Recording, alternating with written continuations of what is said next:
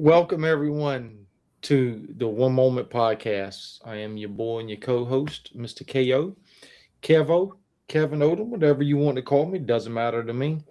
We have an amazing young lady on our show today. But listen, before we get started, all right, we have to have a disclaimer. We always throw a disclaimer, right?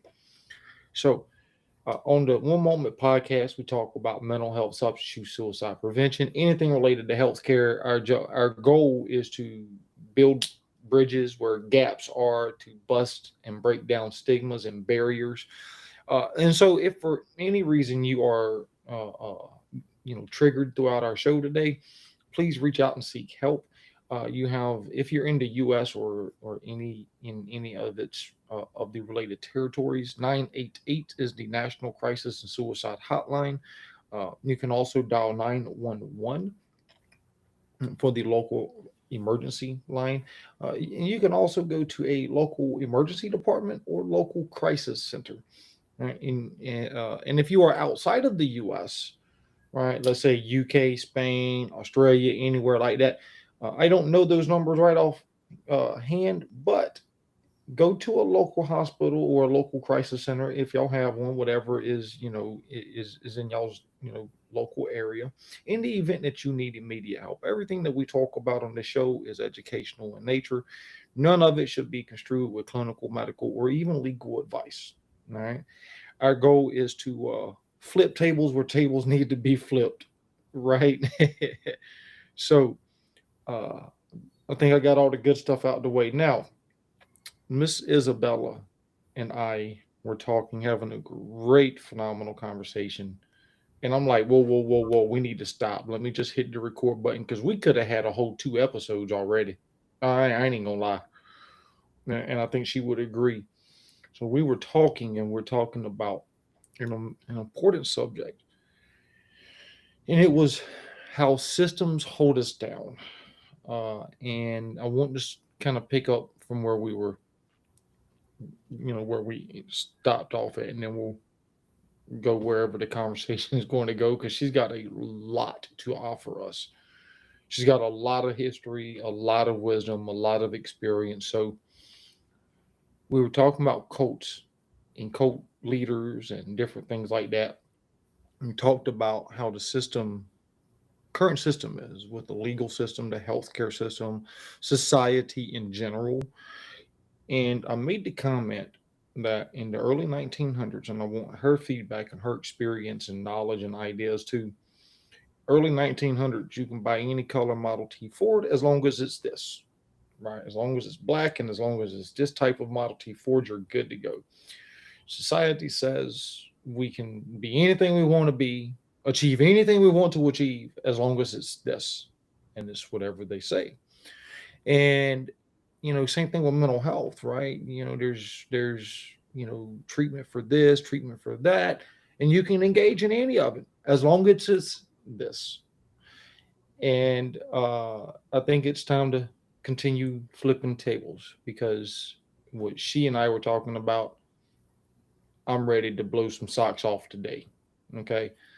Now, Isabella, what are your thoughts on what we were talking about, on what I just mentioned first and foremost, and then we'll see where this thing goes? Because I was loving it. Well, thank you, Kevin, for that introduction and for having me on your show. I'm grateful that I can share from my experiences and turn some tables on mental health and also on like the bigger picture of what's going on in the world. Because, as you said, I had about 8 years in a messianic cult with the cult leader believing that he's the second coming. And uh, Ooh. after I escaped from that cult, and then I analyzed how I got into the cult. I also looked at other cults, cult dynamics, how the people are caught up in cults and how they stay. And I realized that cults aren't just spiritual organizations or religious organizations. Like, cult dynamics can function in political parties or in sporting groups or in multi-level marketing or even movements like the transgender movement. They can can function as cults, and families can function as cults. My mother was my first cult leader, even though she was an atheist, but the way she structured the family was like a cult. And also there are relationships where two people can have, one can be the follower and one's the leader of the cult. So then I realized, then I started to see a bigger picture, and I could see that the systems that we trust to run society, keep things going, like the government or the legal system, the financial system, the your religions and the medical system, how they function to keep us in a cult. We're not free, despite the the land of the free and all that. We really are having to like follow along with the rules and pay the taxes and obey traffic signals or whatever it is. We have to follow along with the rules, or else there'll be consequences. We're not really free to choose to do whatever we want. Even just the structure of how it's the 5-day work week and the 2 days off and the 2 weeks off a year, that's all keeps us, so busy that we can't really even think and step back and say, hey, wait a minute, what's really going on here? And that's like a huge synaptic leap that's actually really challenging to take, because then when you can see how these systems are operating not for our benefit but for the benefit of a few, then the question is, well, what do I do with that information? Yeah, no, 100%. There's so many systems in place that tell us what we have to do, what we must do, what we need to do. And Trev was on when we did this episode with a young lady named Michelle. She was out of St. Louis, Missouri. She runs a harm reduction nonprofit, and they literally get folks who will overdose. Like, they will be medically, clinically, unalived.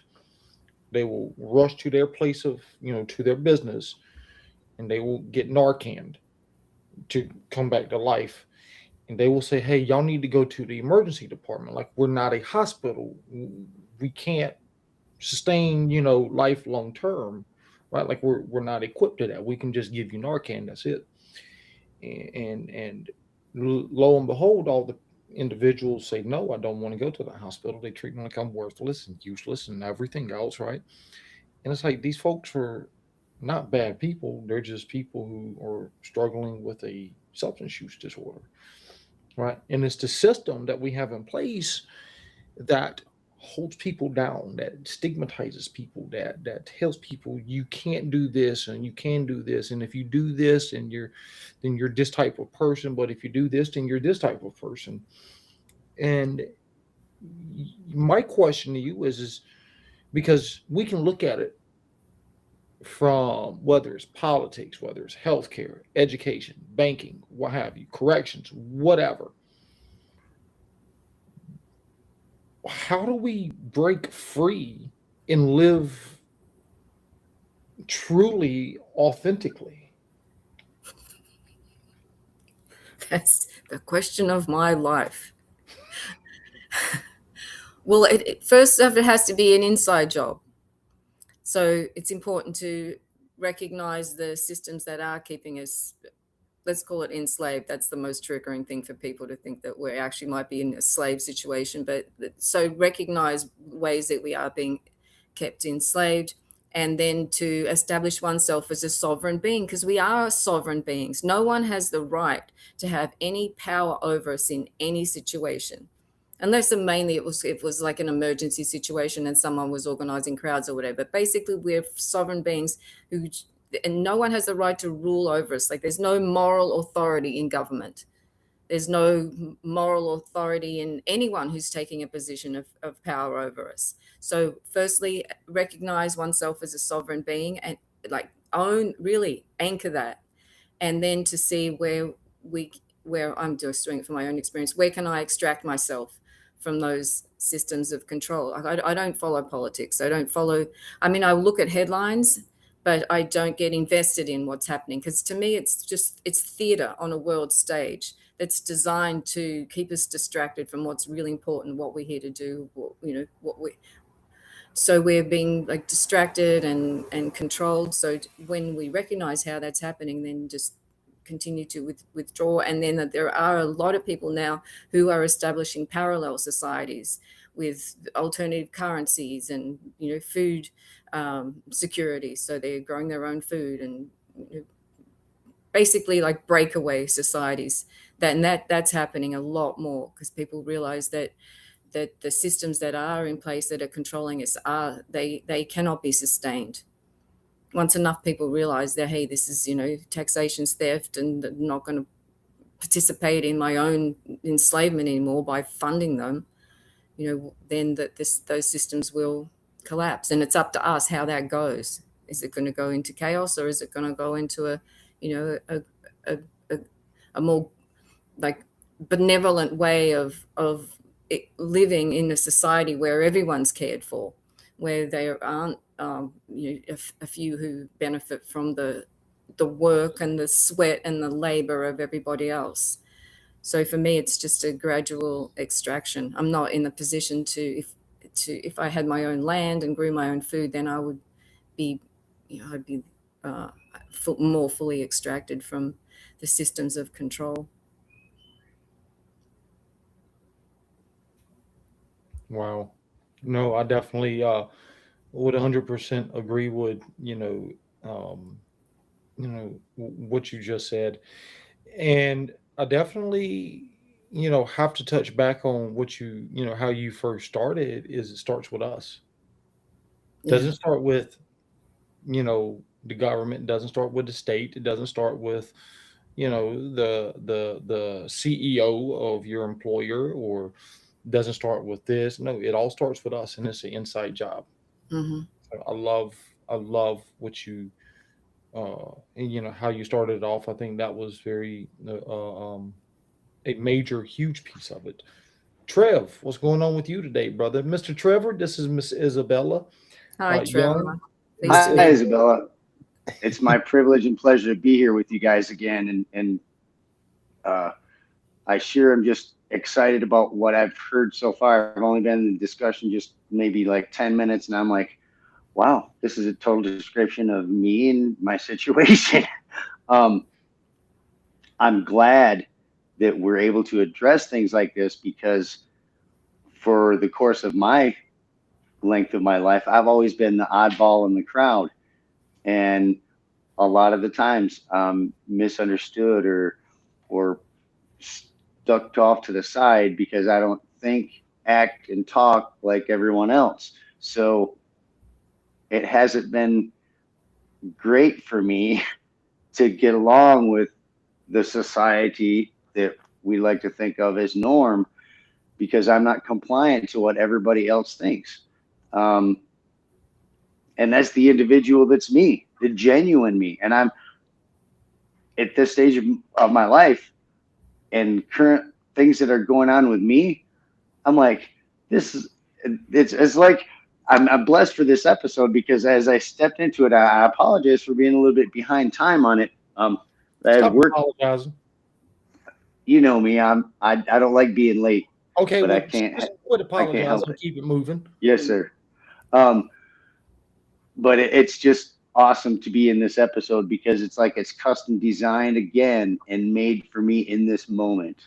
And I Beautiful. love the One Moment Podcast team, Kevin and Ruben, and thank you for being our wonderful guest because you're addressing something that most of the collective whole of society is engaged in so tightly and so mentally.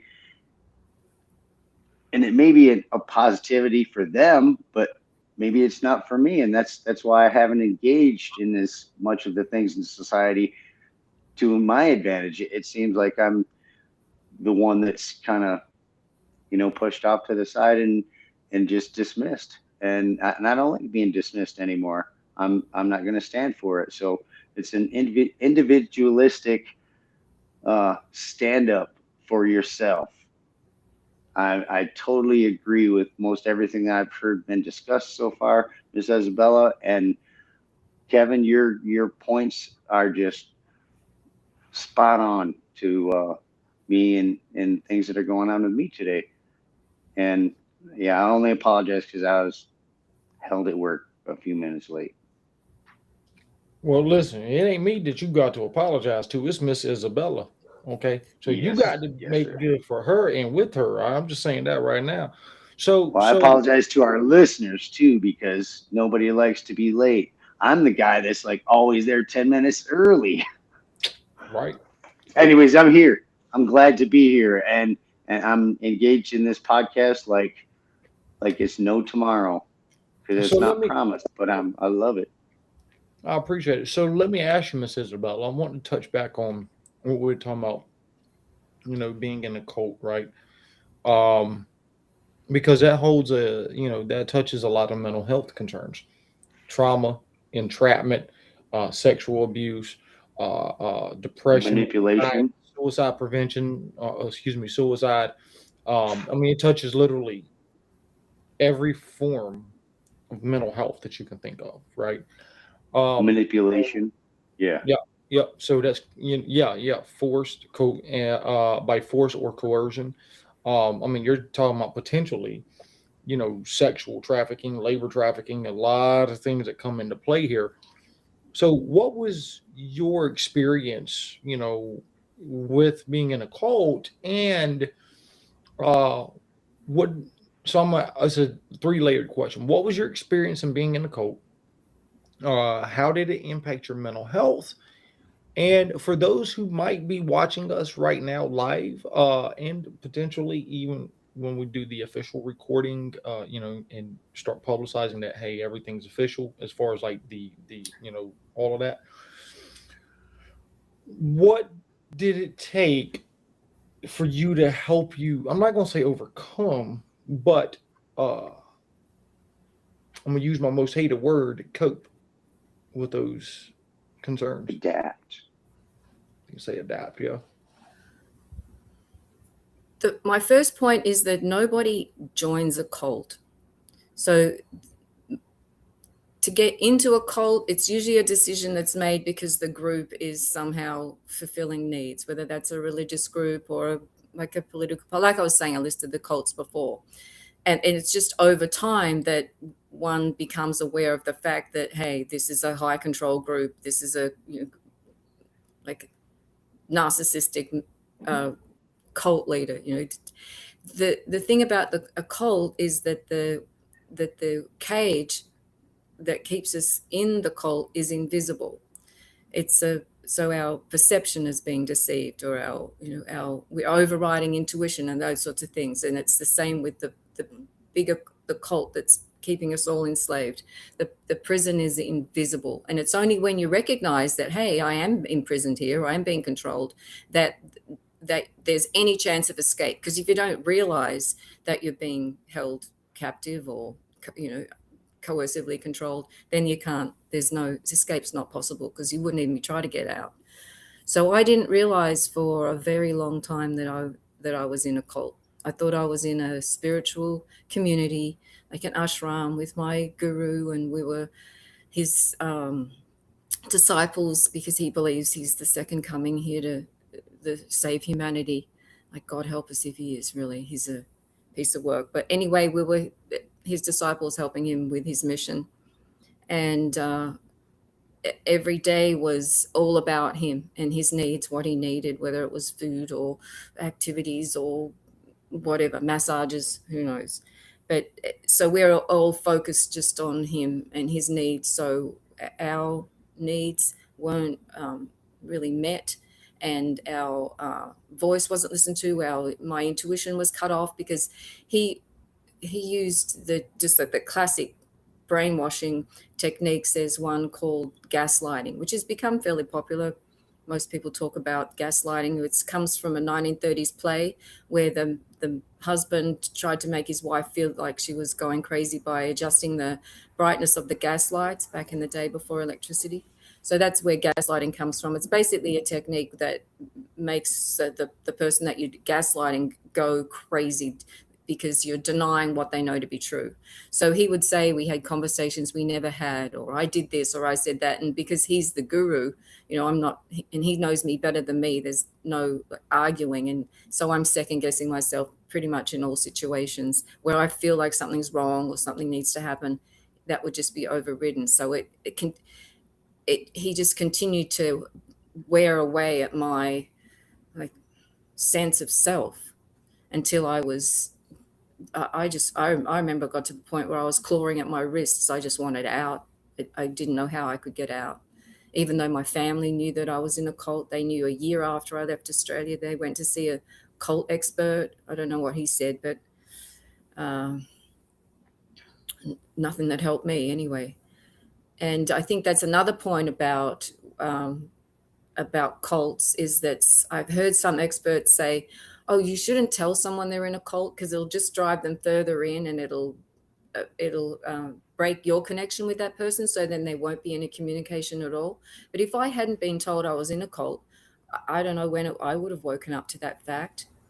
So my advice would be to tell people, but not in a way that's going to be so that they can't hear it. Like, you might need to present facts. Whether, in my case, it might have been photos of the guy going to the gym with all these Tinder hookups, or bank account records to show that he's stealing money, or, ex-cult members giving their testimony as to what had happened to them. So I think there's a way to present the information that can be backed up by facts. So it's not just, my opinion. And then it's the same with, looking at the way that the cult operates, to let people know that these systems are working together to keep us in control. And then maybe there will be a chance for them to expand their consciousness and look at the bigger picture, because it takes a lot of courage to live and outside of as you were saying, it takes a lot of courage to not be part of the crowd, to be outside the box. Because, we're born in a box, we live in a box, watch a box, drive a box, work in a box, die in a box. And there are a number of us, and a growing number of us, who are outside the box, thinking outside the box, living outside the box. And that gives me so much hope, because that's what's needed now, is people who can get outside of that mind prison. And then what was the other? You gave me 3 questions. How did it affect my mental health? I think I said that it tanked. I was no, 100%. The third question was, because you answered on how it impacted you.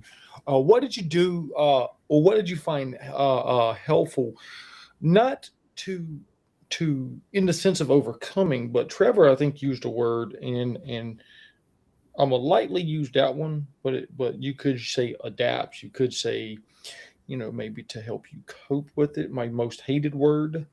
So yeah, what did you find that was helpful in those areas? While I was actually in the cult? Post cult, like after you're getting out of the cult, you're having all of that stuff that mental health kind of just take a traumatic toll on you. What did you find that you were able to help you cope, like post cult? And then I guess I'd like to go back to to another question after that one, but let's answer that one first. The most powerful practice medicine that I use is being in nature. I still practice that. I haven't worn shoes for about 8 years. I stay directly connected to the earth, skin to earth, because the earth is like a giant battery. So it's giving energy, life, the life force energy. It's also where we can receive negative ions that help us balance electromagnetically. I can't get into the science of all that now, but there are things that we need from nature in order to be balanced physiologically, and electromagnetically, because we live in this chaotic sea of electromagnetic frequencies now, from cell phones to all the electricity that's in houses and buildings everywhere. And we have our own very subtle electromagnetic frequency, and that can easily be disrupted by being in contact with other forces electrical forces or whatever that can disrupt our own very fine vibrations. So I spend a lot of time barefoot, and I spend a lot of time just in nature hiking, or I spend a lot of time in the ocean, and or just lying on the grass and receiving, whatever energies that are going to benefit me. And the other practice that I do that's been probably the most transformative in terms of my mental health, my consciousness, and also my vision and all that is sun gazing. So every morning when the sun comes up and I can see it, I receive the light of the sun into my eyes, just very that have quite, I'm not bug-eyed looking at the sun because it's pretty intense practice. So just soft gaze, receive the light of the sun, which is the life optimizing information. Actually, it's encoded with information that's going to heal us, energize us, make us feel better, more optimistic, more positive. And it also goes into the brain, into the pineal and pituitary glands, and has benefits that have been documented.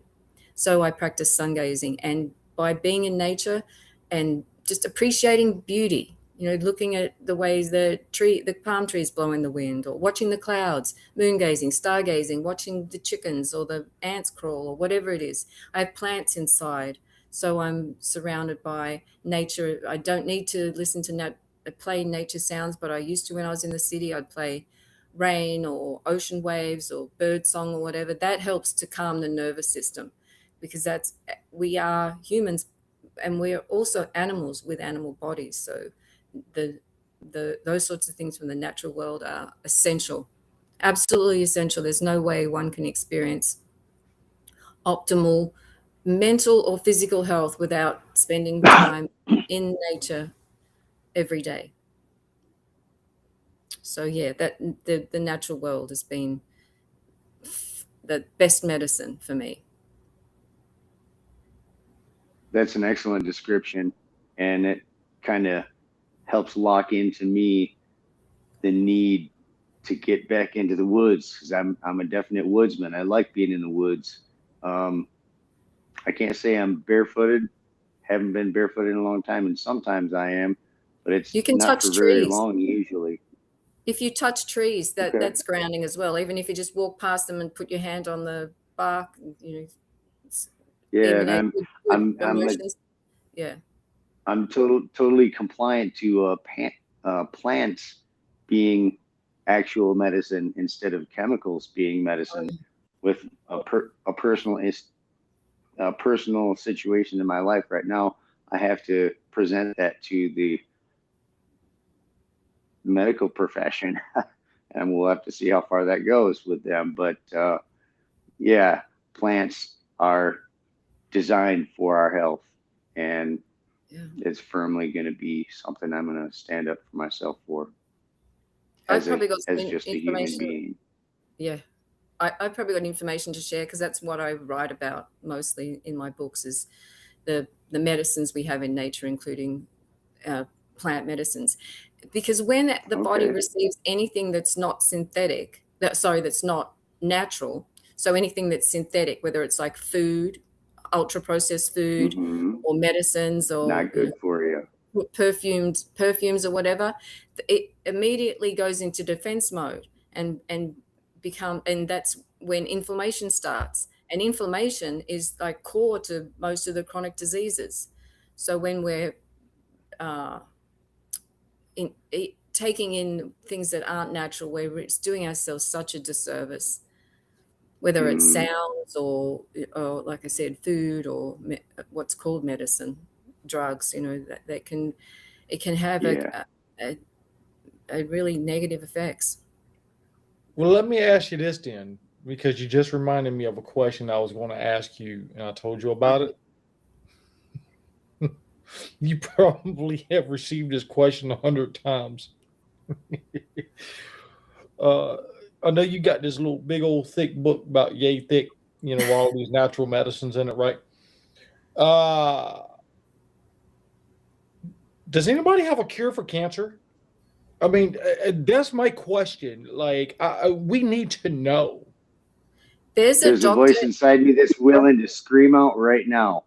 I just have had a small article, and please forgive me for interrupting, but I just came across a recent article from a university in South Africa who has discovered in the leaves of the cannabis plant, not the flowers, not the stems, only the leaves, the part that is systematically and stigmatically discarded out of the plant.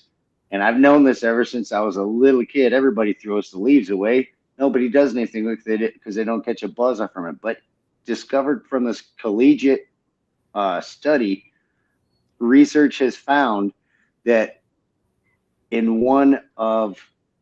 as one of the very several few plants on the planet, cannabis has what's called flavoalkaloids, which can be used to treat cancer and high inflammation. I can send you the information or the connection to do your research, look at that actual study. I'm not looking But at it's I'm talking to Miss Isabella. well, I'm bringing it up. Hold on.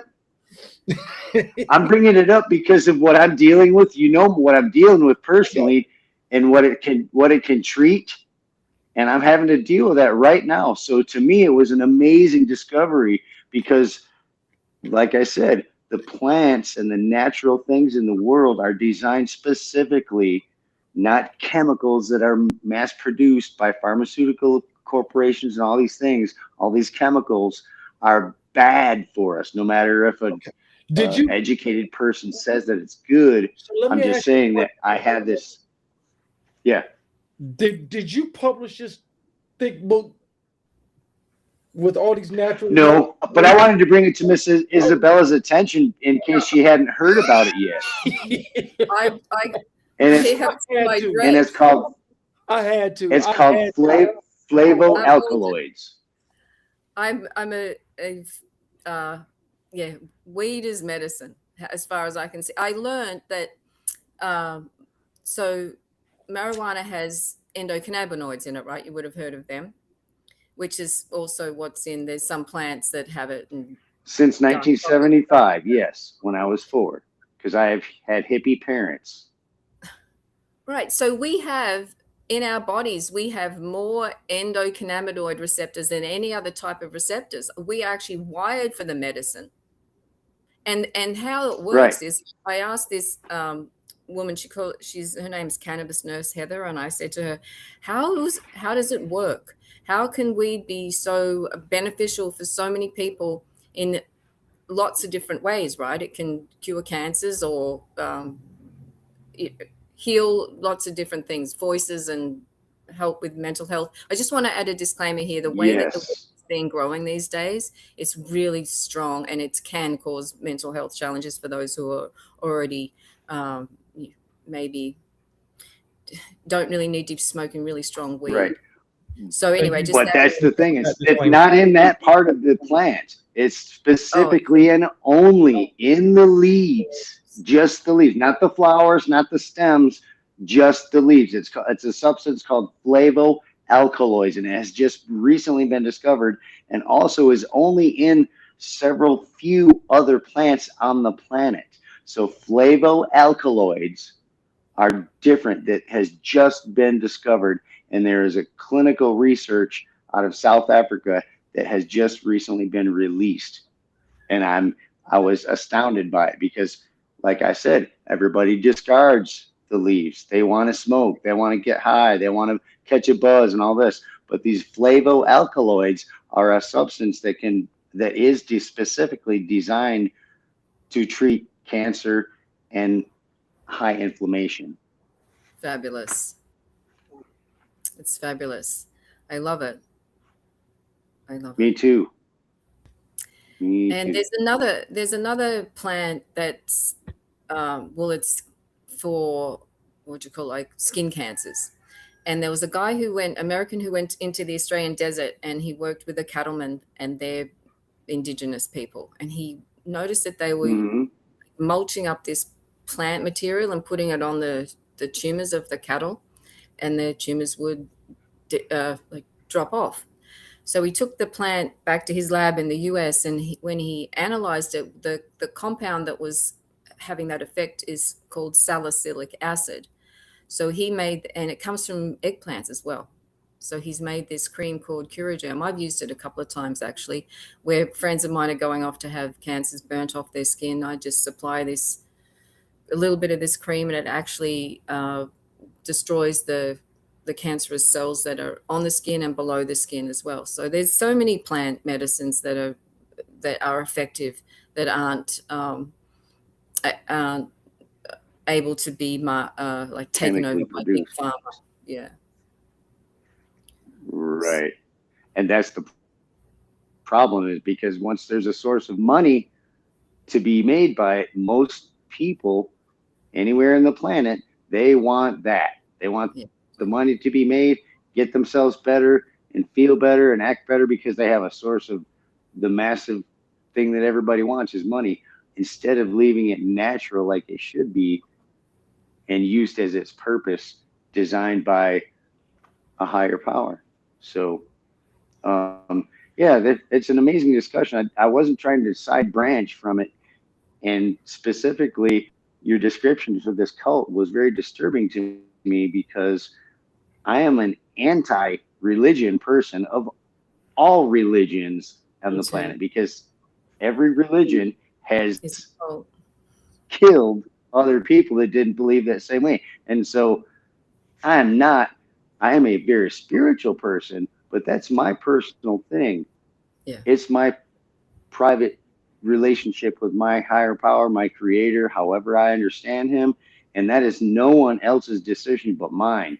So I brought up the word, and Kevin said something about it too, was manipulation. So when people twist your thinking into such a way where you have to focus on them, there's a manipulation going on there that you normally wouldn't do or be or feel or act or think like, until someone has successfully triggered your thinking a different way. So I'm proud of you for having made it through that and doing what you're doing now, and completely reversing it and doing a 180 and getting right the heck out of that and being what you were created to become.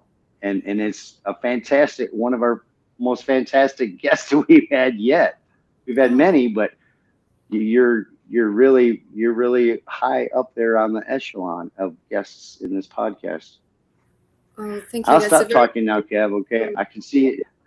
No, dude. You're sure welcome. Go ahead. No, go ahead, because listen, I've had hundreds of questions for her already that she and I talk. It's your turn. Like, I was pulling your chain there, number one, because that's what we're doing on the podcast.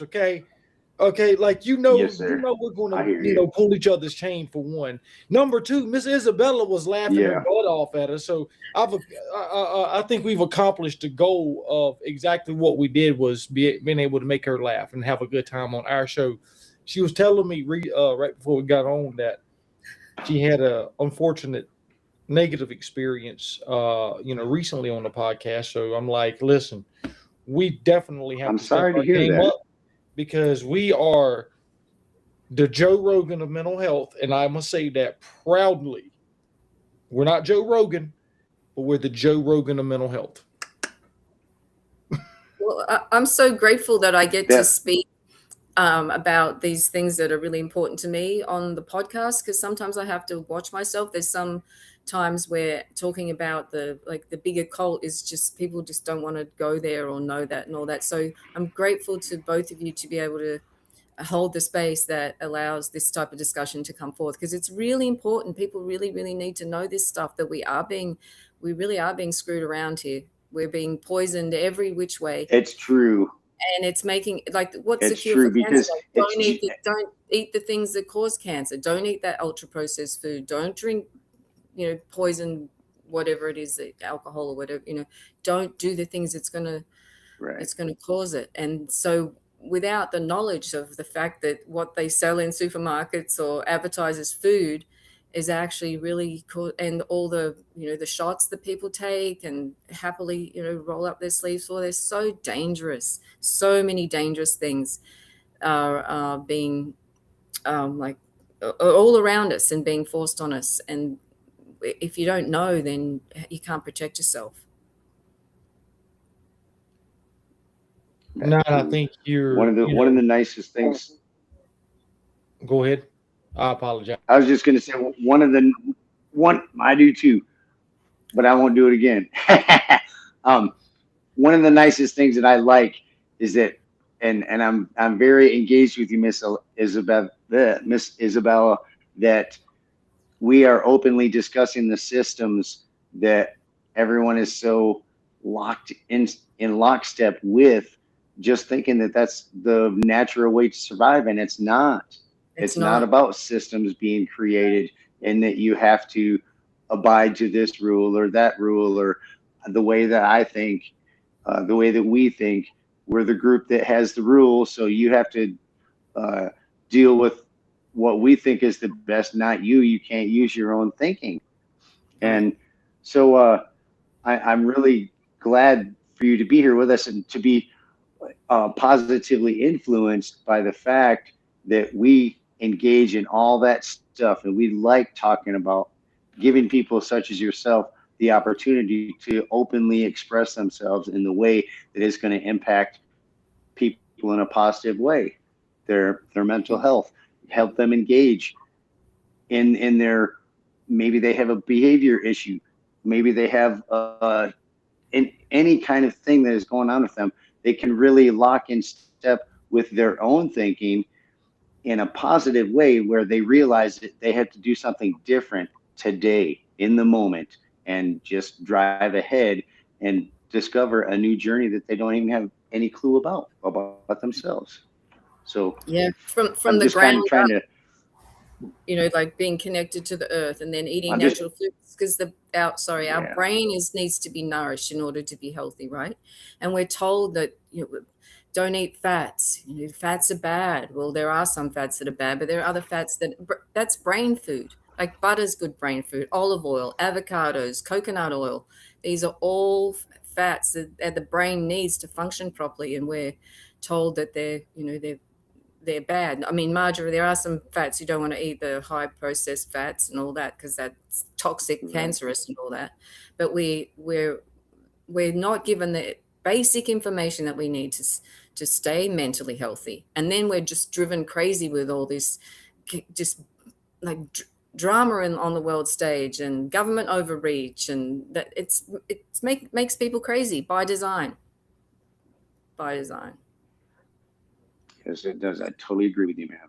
Yes, ma'am. So let me ask you this then, because I wanted to ask you this earlier, and it's going to sound like we've taken 100 steps forward and about to take 40,000 steps back, but that's okay though. I have to ask, all right, because maybe there's somebody who is currently experiencing domestic violence. Maybe there's somebody who's experiencing sex trafficking, and they hear maybe they come across our podcast or our recordings or something of that sort. Let's imagine, right, somebody's in that moment or in those situations. What did you find for yourself that was very beneficial for you? That was, and I say beneficial, like, I don't mean that was like good or anything of that sort. No. I mean, like, what did you find that to help you just get through, just to be able to survive and exist from moment to moment, day in and day out? What did you do? What did you find that kind of helped while I was in the cult? Yes, ma'am. For a lot of the time, it was going from breath to breath, especially after my son was murdered. I just really went from breath to breath. The other things I used was just getting out of the house. Like I said, getting into nature. I exercise. I used to run every day because that helps move any type of exercise is going to help move emotions, because emotions are energy in motion. And if we don't allow our emotions to move through us, like if we hold in anger, or we, just like stew on something, or with rage or whatever it is, then those emotions can make us really ill. If we don't express our grief or whatever, it makes us physically sick. So I would do my best to express emotions, and that's very healthy practice for everyone to do. Obviously not anywhere, you just don't want to be banging your fists on the ground in the supermarket. So pick a place where you've got privacy, and then you can express your emotions, yell into a towel, scream into a pillow, wind your windows up on the car and just let it rip. I used to do a lot of screaming underwater, just to let the rage out. And so I would do that. I would practice expressing my emotions. Obviously, you don't want to hurt anyone. Don't be saying any cruel things to other people. You can express your emotions in ways that don't hurt any other sentient beings. That's the best thing to do. And yeah, doing that. And then the other thing that kind of helped was we had a partner. We were partnered up to be able to talk to another person about what we were going through. But that was all a plan. He would set people up so that one of the partners would always report back to him. So there wasn't really a safe place to talk to someone about how you were feeling. But it did help to be able to, we called it venting, to be able to talk about what was going on. But there wasn't a lot of, I didn't feel a lot of support, and my mental health just continued to decline regardless of what I was doing.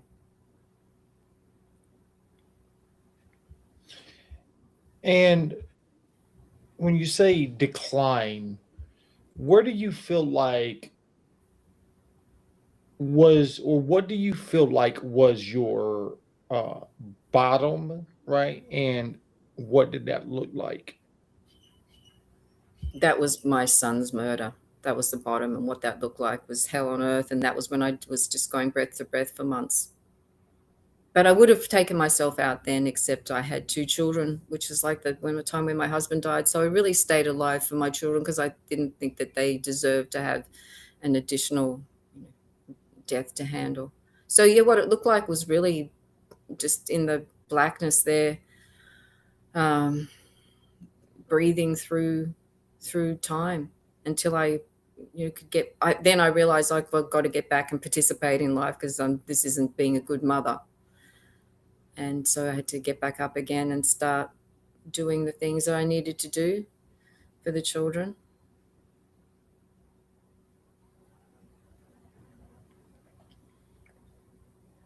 Wow. Words don't describe by any means. Yeah, it was hell.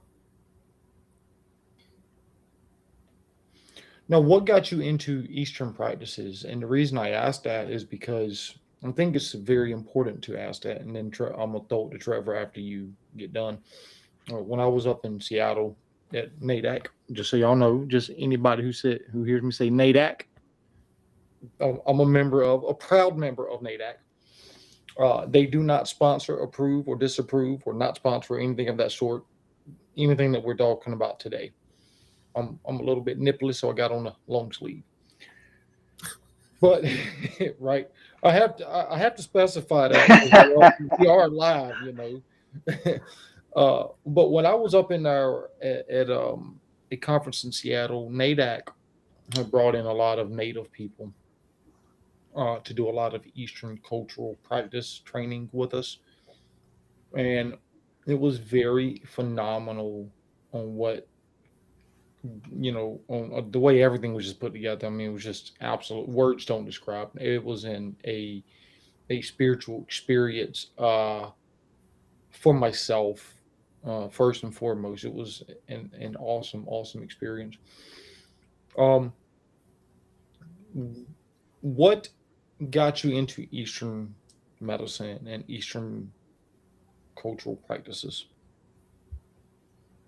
I think my interest it's primarily in India. Started when my mother took a trip when I was about 8 years old, and she sent postcards and brought back incense and Peacock fans and Asari, and the music of Ravi Shankar playing the sitar, was just very fascinating for me, because it was so foreign from a girl growing up in a country town in Australia, just the smells and the tastes and all that. And then when I met my first husband, he, in fact, before I met him, having been raised by a devout atheist, I didn't have a relationship with, I did have a relationship with God, and it was one of as much hate as you can muster up.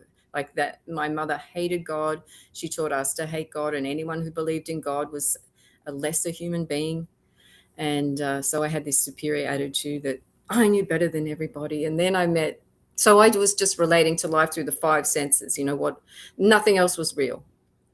Dreams were just all made up and whatever. And then I met my first husband, and he gave me some books to read. And one of them was called Autobiography of a Yogi by Paramahansa Yogananda. And I started reading that and had some really quite interesting experiences from reading that book and learning about the lives of the yogis and how they can leave their bodies and come back in and bilocate and change size and all that sort of stuff. So that opened my mind to there being more to life than what's perceivable through the five senses. And that's when I started my spiritual path and my relationship to God. And then I had a friend who was going to see a guru in India, and I met her there and had some experiences of my own with him. And that really just opened my world into that, I suppose like Hindu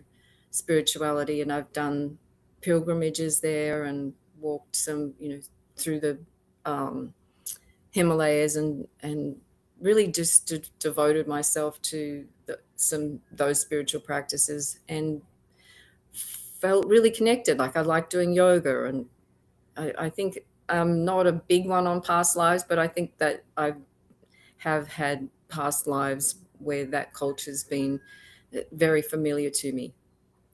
Yeah, so it's been an interesting journey, having both the Eastern and then also having more of insight into the indigenous healers from Australia and then here in Hawaii. And so that just keeps my mind open to the fact that there's a lot more going on than we know about.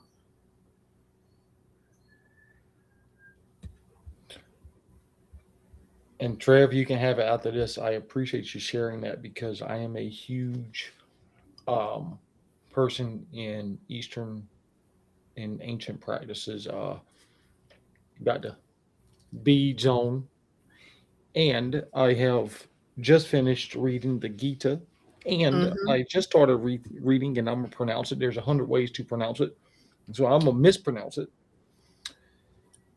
Mahabharata. And that's a 10-volume book on Indian philosophy, Hindu philosophy, all of that stuff. So appreciate you sharing that. Thank you. You're welcome. And what a fun journey you're on. Immersing. It's Absolutely. like soul food, really, reading those books. Absolutely, it is. Yeah. It is, and I'm loving it so far. So thank you for sharing that, Trev. I'm gonna let you pick it up from here. Well, I appreciate the opportunity to do that.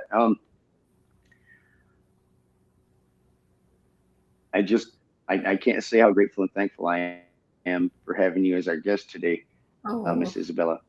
And so sweet. One of the curious questions that I think I'd like to find out is, in this unfortunate and terrible experience that you had to have in a cult of things, was it necessarily in Australia that this happened to you? Did it happen in America? It happened did it happen somewhere else that I'm not aware of? It happened in Laguna Hills in Southern California. In America. Yeah, in Orange County. But he has a cult in Melbourne. Oh. And this, you'll find this interesting. So the Victorian government just finished an inquiry into cults and coercive control groups and how they recruit people. So I got all excited thinking, because we haven't been able to charge this guy with anything or whatever. So I thought, at least we'll get him, get his name into the submissions. And so it goes on record that he's this Right. cult leader that you might want to avoid. So I spent weeks writing the submission and answering all their questions at great length, and they agreed to publish this submission only if they would redact his name and address. And I thought, oh, why did I even expect a government organization was going to help in any way? So I said, don't even bother publishing the report. What's the use of that? Redacted names. So yeah, it's he's still operating in Southern California and Melbourne. Accountability. None. Not yet though, but then the truth is he's being held accountable every day because he has to get up every morning and continue to lie, continue to, chase anal sex, and he lives in hell. He's not enjoying life. He has to, continue his facade, continue the show. Terrible, yeah. So here's the biggest question, and I think allowing me to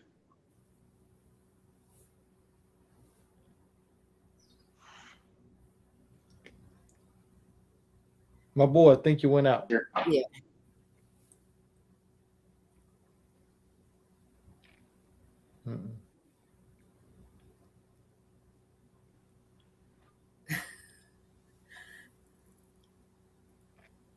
Hey, that's the first. Go ahead. Why it's Oh, that's annoying. Yeah, this is the first time it's happened in about 8-9 months, and I'm like, well, there's some forces don't want truth to be spoken, so it's not surprising. Take your piece out.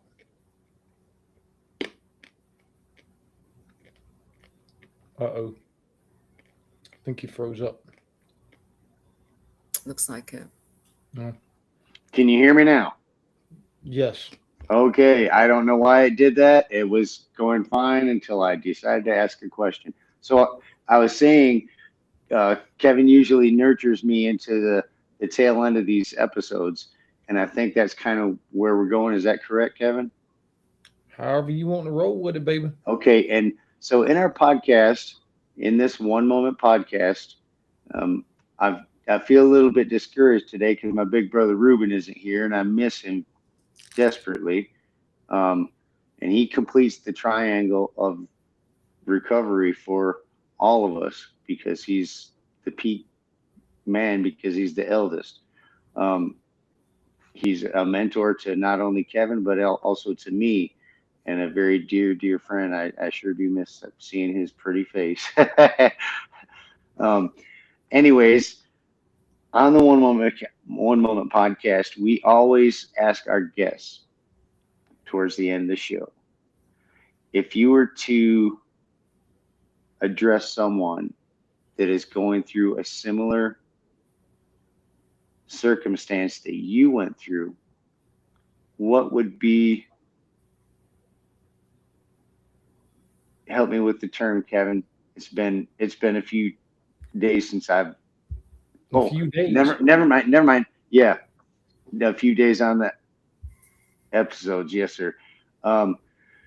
If there was someone that was suffering in the same way that you were, Miss Isabella, what would be your call to action to them to be able to regain themselves from such a terrible experience if it was similar to the one that you had? What is your call to action? It would be to trust your intuition being the guiding voice that some people say is connected to you, higher self, God, higher power, whatever you want to call it. It's that still voice within that some people feel it in their heart, or you can hear it in your mind, or your body gets chicken skin or whatever it is. Trust your intuition and listen to your intuition and follow your intuition, because it's not going to lead you astray, even if it seems counterintuitive or whatever. It's really important to follow the guidance that you're getting, because that's going to put you in the right place at the right time doing the right thing. So for me, my intuition was telling me to go, go, go, go, but I kept on overriding that. But really, I really needed to listen to my heart, my like inner intelligence, and that would have, yeah, that would be my advice. Listen to your inner guidance and follow it. And then when you start following your inner guidance, then it gets stronger, so you don't have to get such loud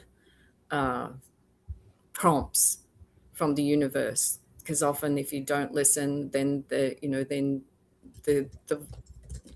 guidance or whatever gets louder. It might come in forms of illnesses or even accidents and those type of things. So it's important to just be tuned in and listening to intuition. And then also I look for signs that and coincidences and synchronicities that happen in the external world, and follow those along to like their confirmations or redirections or whatever.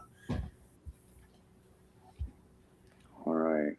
Well, that is very encouraging to anyone out there that might be going through a bad situation and you don't know where to turn or what to do. We have a resource for you provided by Miss Isabella Young. And we thank you so much, Miss Isabella, for being our guest today. And Kevin, it's great to see you as always. And I know things are going great for you. I know you're a little bit cold, but you're going to be all right. My friend, I do appreciate it. Thank y'all. Miss Isabella, thank you again. You also wrote a book. This will be the last question, and then we'll finish up the wrapping up. Where, if people want to buy any of your literature, where could they find it at, and how much is it going to cost? This is my book. It's called You Human of New Earth. It's available on Amazon, Kindle and print. It's $33. And you can get that. You can go through my website, which is feelingbetternaturally.love, or straight to Amazon for that. And All it's a pretty hefty read. It'll be a good doorstop once you're finished. Thank you. Thank you. You got to recycle. Got to recycle. Right. Hey, listen, folks, you heard it here. We've talked about being in a cult. We've talked about the mental health aspects of what a cult can place on a person. We've talked about the limits and the impact of a young lady's son being murdered, and we talked about the healing and the coping and the adapting of those experiences. We talked about Eastern medicine practices. We've talked about a lot of different things today on our show. Listen, if anything that you heard today touches you, please feel free to follow us on all social media channels. We are on X, YouTube, Instagram, Facebook, Apple, Spotify, Pandora, Amazon. We're across the board on almost all social media platforms, including TikTok. And yeah, I mean, we're literally follow us. Subscribe to our channels. It's free to subscribe. It is free to follow. We don't charge a dime for anything that we, put out there. We believe in giving, in being another resource for people in the community. So, thank you all for tuning in. Thank you, Miss Isabella. I sincerely and humbly do appreciate it. I'm going to end the live, so nobody hang up yet. I wanted to thank you, both of you, for your podcast and for all the work that you're doing to provide a platform for people to share their experiences and their wisdom. And thank you for your contribution to the freedom and future of humanity, because that's really what this is. I feel like that's what my focus is at the moment. Not like going to save the world, but just open people's minds, like one person at a time. And thank you for your contribution, and may you be blessed beyond measure. Thank you very much. Thank you. Now, the actuality of this is that both of us and our big brother Ruben, who's not here today, we have an idea that this is going to become a global resource. So that's what our impact is. that's our mission, is to become a global resource. Maybe we'll have to adapt to other languages. Maybe we'll have to stream globe wide, but that's what we want. It doesn't matter what country you're at or what you're doing. There are people in foreign countries that are going through bad things that they can't even speak about. So Right. this Yeah. is the place we want to become, and really I love become that a vision. global. It's like a global resource, and that is our mission. Fabulous. Thank you. Thank you. I'm Important going to work that you do. thank you. I'm going to end the live.